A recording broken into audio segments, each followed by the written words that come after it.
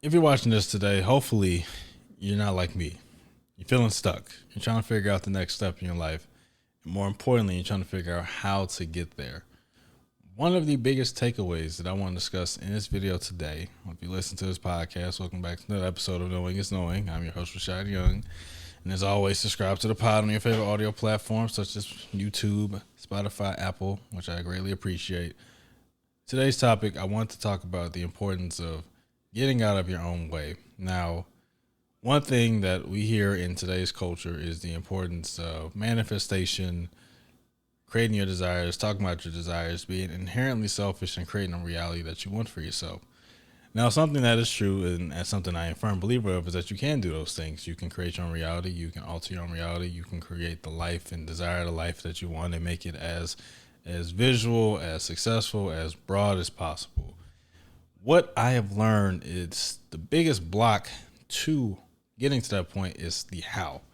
How do we get there? What does it take to get there? Am I taking the proper steps? And in this video, hopefully I can provide some sort of context on how we need to get out of our own way. You know, when it comes to finding our purpose and finding what is that's important to us, we always focus on the how and not the why. You ever think about why? Like, why do we do the things we do? Like, why do you focus on your goals? Like, why do you want to have these certain dreams and accomplishments? What about these desires really make you feel fulfilled? Because what I've learned is that some of our desires are inherently selfish. And while I'm not knocking it, I don't think a lot of us ask the deeper question of why do we want the things we want? Why do we want a lump sum of money? Why do we want to be in a successful relationship? Why do we want to be successful in business?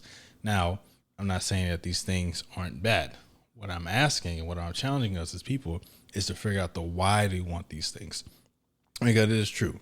I've said in many videos, you can have all the money in the world, you can have all the success, you can have all the things that you truly think you need and realize that you're still empty on the inside.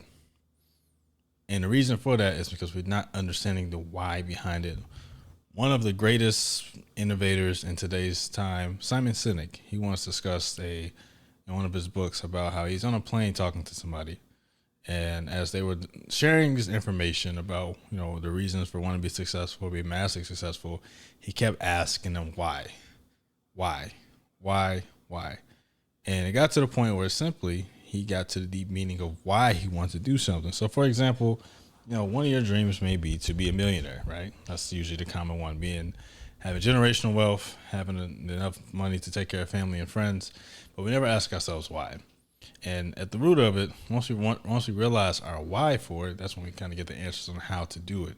I think the biggest thing we have to understand is that our purpose isn't linear. It does not go one way. It will have different directions. It will put us in different positions. We'll be faced with different obstacles. We'll be faced with different challenges. And how we get to that roadmap to our desires will look vastly different. See, one thing that we don't really talk about in the culture of manifestation is that things do not always go in the way that we view it. It does not go in the way that we visualize it. It does not go in the way that we design it. And the reason for that is because while we have control of our thoughts, we do not have the control of the outcome or how it's presented, which is what causes the frustration in our human experience. We want things to go in the way that we shape and visualize in our head, and that's just simply not the case. What we must remember is that the importance of our journey isn't necessarily about how we get there. It's why we get there. Why do we want to get there in the first place? The greatest act of human success is through service. So while you can accumulate all the money, all the materials, all the success, and all the false happiness, which I like to emphasize is showing people that you're happy without actually being happy. There's a bigger, deeper concept of understanding, and that if we're not sharing these things with people with a pureness, we're not really truly getting the fruits of our labor.